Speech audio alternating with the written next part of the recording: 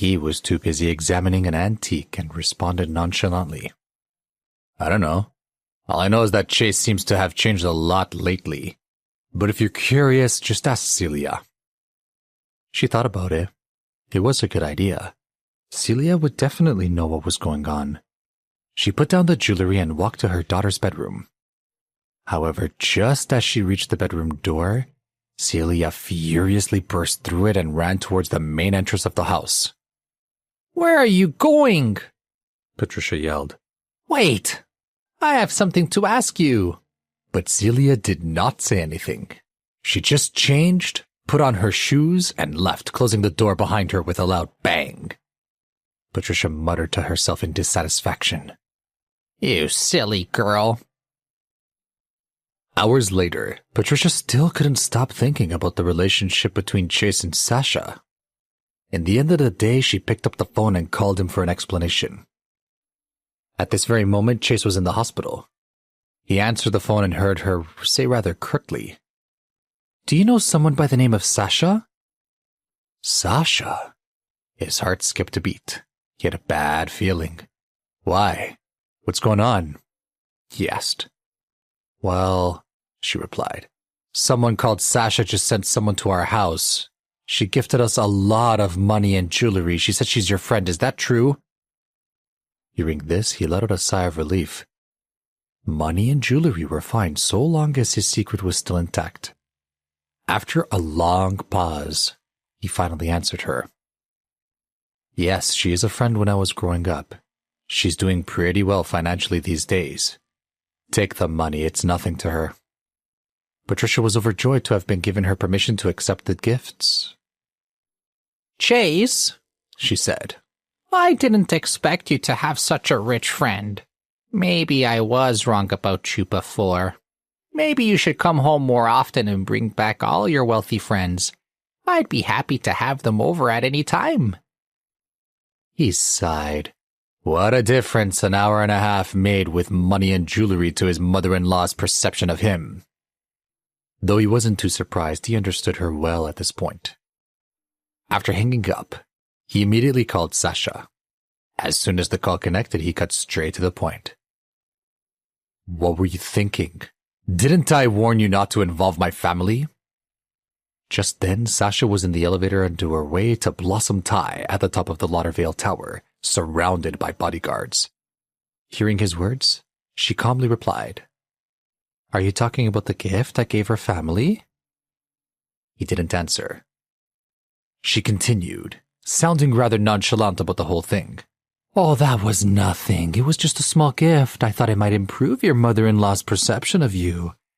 Did it work?" "I'm warning you, Sasha," he said, his tone souring. "Don't mess with my family. That's a line you don't want to cross." "Oh, gifting gifts is wrong as well," she said, feigning sincerity. He sighed. There wasn't anything that he could do about it. "I think we should talk. Where are you now?" "Me?" At this moment, she had just reached the top floor of the building. She stepped over to the picture window and gazed down at the city. "I am at the highest point in all of Lauderdale," she said. "Or have you forgotten about our agreement?" Chase quickly thought to himself. The highest point in Lauderdale? She must have been referring to Blossom Thai. His heart skipped a beat. He'd completely forgotten about Sasha's dinner plans. If she was to meet Celia first, it could be disastrous. "You're not allowed to tell my wife about her," he warned her as he rushed out of the hospital. "That depends entirely on you," she replied with a flicker of malice in her voice. And with that, she hung up the phone. He quickly dialed Celia's number, hoping to stop her from the meeting Sasha at the restaurant. However, she was still angry at him and his call went straight to voicemail. At this point, he was so worried that he hopped in a taxi and rushed toward the Lauderdale Tower himself. Meanwhile, Celia arrived at Blossom Thai, wearing her finest clothes. She was feeling rather pretty in her purple evening dress that she hadn't worn in a long time. She would not lose to Sasha. Walking up to the hostess, she said, Hello, I'm here for a reservation. It should be under Sasha Peterson. Blossom Thai was the epitome of opulence. The floor tiles were so bright that they could be used as a mirror. Not to mention that the restaurant was on the highest floor of the tallest skyscraper in the city. Celia soon realized that the hostess hadn't needed to look her up for reservation. The entire restaurant was empty except for Sasha, who was sitting at the table beside a giant picture window. Celia panicked. She must have reserved the entire restaurant. Sitting down opposite Sasha, Celia was so nervous that she couldn't make eye contact.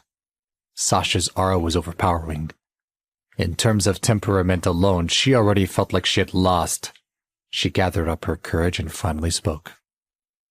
Why did you meet me here? What is it that you want to talk about? Sasha calmly looked at the scenery outside with an indifferent expression. It was as if everything was under her control. Finally, she replied, I want to talk to you about Chase. What's there to talk about? He's my husband, she said. But how much do you know about him? Celia took a deep breath. It was the same question she had posed to her on the phone earlier. She had no way to answer it. Of course, she knew that Chase was by her side each and every day, but recently he had begun to act differently. There were pieces of his background and revelations of financial resources that were still a big mystery to her. What are you getting at? She retorted coldly. Sasha smiled and said, I just wanted to tell you that what you think you know about Chase is only surface level. She paused and then added, but I really know him. Beneath what he shows to the world. When we known each other since we were children. We were 18. We were engaged. I was his fiancée. I know this may come as a shock, but you are the other woman.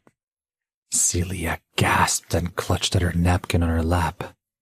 The news hit her like a ton of bricks. Fiancée? The other woman? How was this possible? She had been with Chase for years. How could she be the other woman? She wrung the napkin on her lap and said, Why should I believe you? Wait, that's not the end. You've just had a free taste. Now get the full story on the Pocket FM app, link in description. Check out our next video and playlist, and don't forget to like, share, and subscribe.